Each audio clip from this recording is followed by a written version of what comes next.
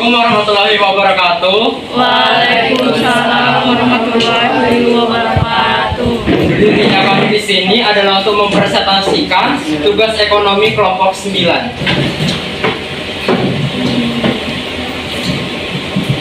Di sini kami akan membahas lembaga keuangan non-bank dengan daftar isi, A. Pengertian, B. Ciri-ciri, C. Fungsi, D. Jenis dan prinsip.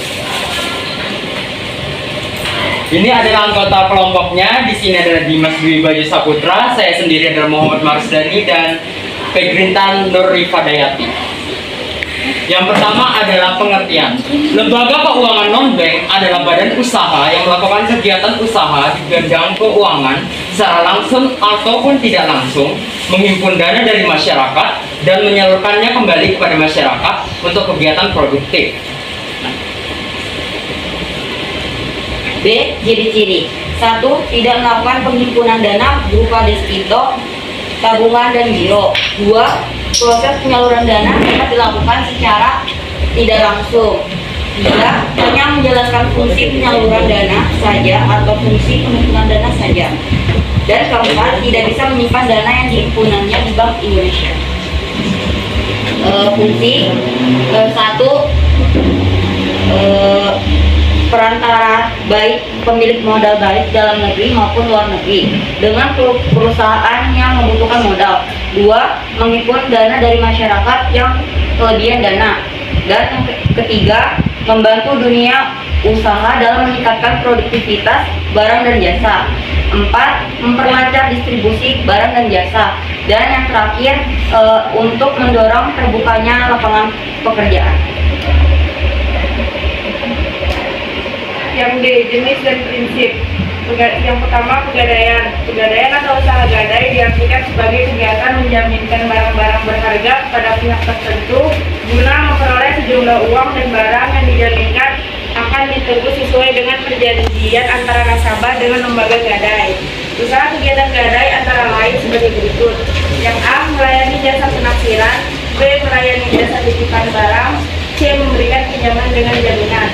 Berdasarkan keputusan Menteri Keuangan nomor 39 tahun 1971, tugas pokok pegadaian adalah sebagai berikut.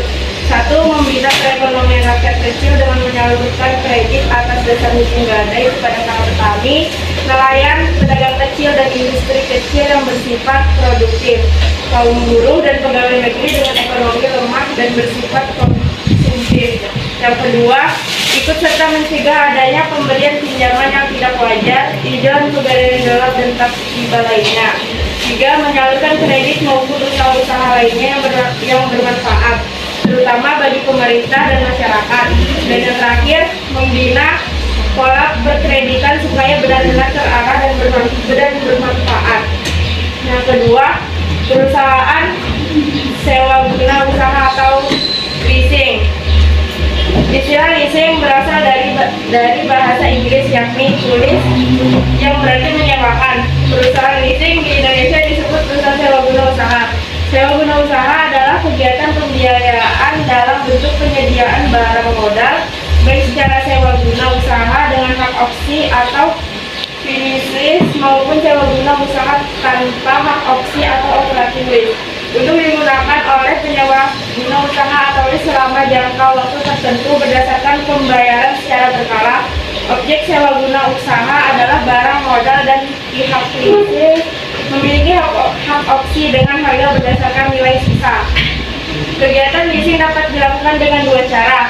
Yang pertama, finance lease, yaitu sewa guna usaha dengan hak opsi bagi lease dengan ketentuan A. Jumlah pembayaran sewa guna usaha dan selama masa sewa guna usaha pertama kali ditambah dengan sisa barang yang di-lease harus dapat menutupi harga perolehan barang modal yang di-leasekan dan keuntungan bagi pihak leasor.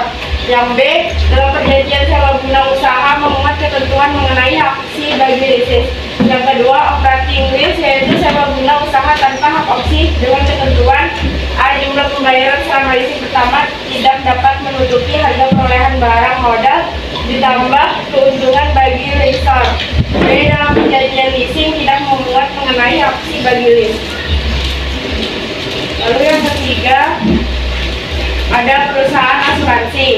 Istilah asuransi berasal dari bahasa Belanda yakni asuransi yang dalam bahasa Indonesia diartikan asuransi. Menurut UU Nomor 2 Tahun 1992 tentang usaha perasuransian, asuransi adalah perjanjian antara dua pihak atau lebih, di mana pihak penanggung mengikatkan diri kepada tertanggung dengan menerima premi asuransi untuk memberikan penggantian kepada tertanggung karena kerugian kerusakan atau kehilangan keuntungan yang diharapkan, atau tanggung jawab hukum kepada pihak ketiga yang mungkin akan diderita tertanggung yang timbul dari suatu peristiwa yang tidak pasti, atau untuk memberikan suatu pembayaran yang didasarkan atas meninggal atau hidupnya.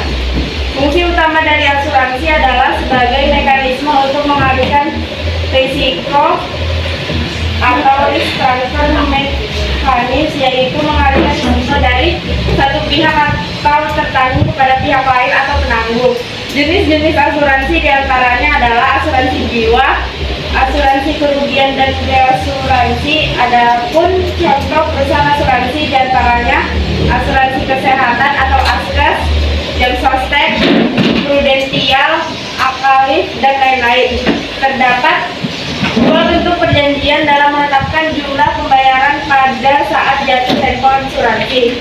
Yang pertama, kontrak nilai adalah perjanjian di mana jumlah pembayarannya telah ditetapkan di muka, seperti nilai uang pertanggungan atau pada asuransi jiwa. Yang kedua, kontrak indemnitas adalah perjanjian yang jumlah santunannya didasarkan atas jumlah kerugian finansial yang sesungguhnya, seperti biaya perawatan rumah sakit.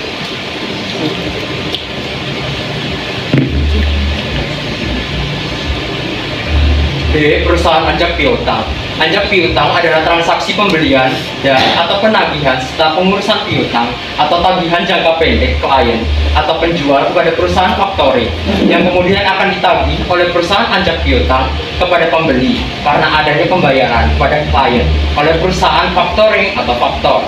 Istilah klien atau klien dan nasabah atau customer dalam mekanisme anjak piutang memiliki pengertian yang sangat berbeda. Bank biasanya memiliki nasabah atau customer, sedangkan perusahaan anjak piutang hanya memiliki klien dalam hal ini, supplier. Selanjutnya, klien yang memiliki nasabah atau customer.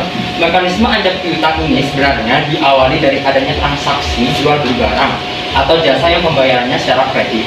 Secara umum, jasa-jasa anjak piutang dapat dibedakan dalam dua jenis, yaitu jasa pembiayaan atau financing service dan jasa non-pembiayaan atau non-financing service. Adapun kegiatan anjak piutang meliputi 1. Pengambil alihan tagihan suatu perusahaan dengan fee tertentu. 2. Pembelian piutang perusahaan dalam suatu transaksi perdagangan dengan harga sesuai kesepakatan. 3. Mengelola usaha penjualan kredit suatu perusahaan, yang berarti perusahaan anjak piutang dapat mengelola kegiatan administrasi kredit suatu perusahaan sesuai kesepakatan. Secara bahasa, modal Ventura atau Ventura Capital adalah modal yang ditanamkan pada usaha yang mengandung resiko.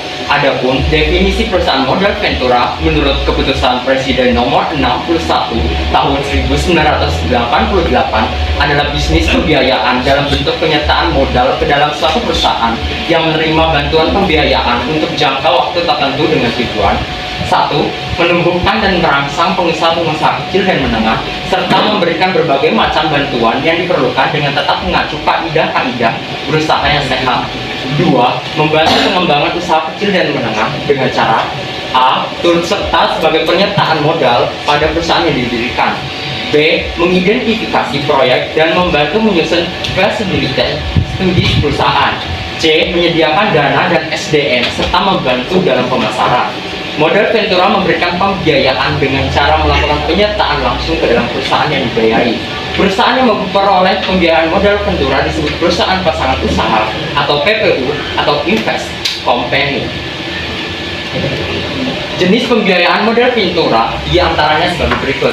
1. Equity financing, yaitu penyertaan modal langsung pada perusahaan pasangan usaha atau PPU dengan cara mengambil alih sebagian saham PPU. Kedua, semi-equity financing, yaitu penyertaan dengan cara membeli obligasi konversi yang diterbitkan PPU. Yang ketiga, bagi hasil, yaitu pembiayaan kepada perusahaan kecil yang belum memiliki bentuk badan hukum perseroan terbatas. Ciri-ciri utama modal Ventura adalah pembiayaan dalam bentuk penyertaan modal saham atau equity financing dengan jangka waktu tertentu. Oleh karena itu, dalam mekanisme modal Ventura paling sedikit ada 3 unsur yang terlibat secara langsung, yaitu 1. Pemilik modal yang menginginkan keuntungan yang tinggi dari modal yang dimilikinya. Modal dari berbagai sumber atau investor tersebut dihimpun dalam suatu wadah atau lembaga khusus yang dibentuk untuk itu, atau disebut dengan Ventura Capital Funds. 2. Profesional yang mempunyai keahlian dalam mengelola investasi dan mencari jenis investasi potensial. Profesional ini dapat berupa lembaga yang disebut perusahaan manajemen atau manajemen Venture Capital Fund Company. 3. Perusahaan yang membutuhkan modal untuk pengembangan usahanya. Perusahaan yang dibiayai ini disebut invest company atau perusahaan pasangan usaha.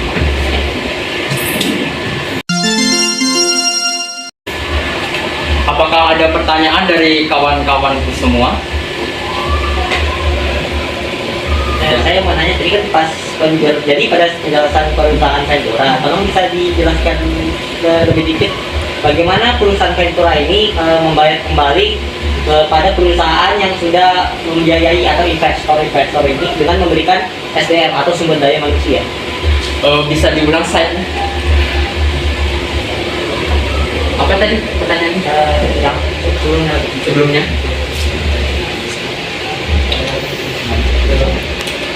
ya, nanti kedua sih menyediakan dana dan SDM serta membantu dalam pemasaran itu bisa dijelaskan lebih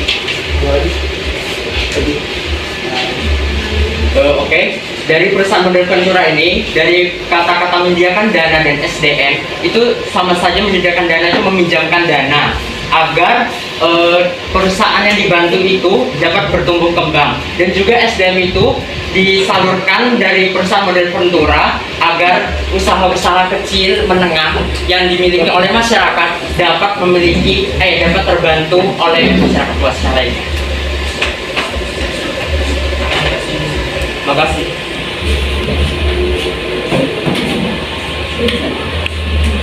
Sudah tidak ada pertanyaan?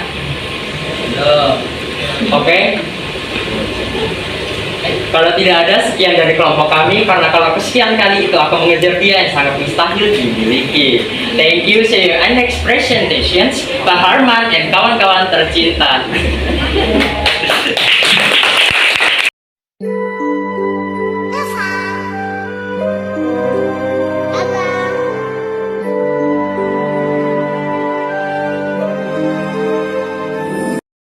Ini dipersembahkan oleh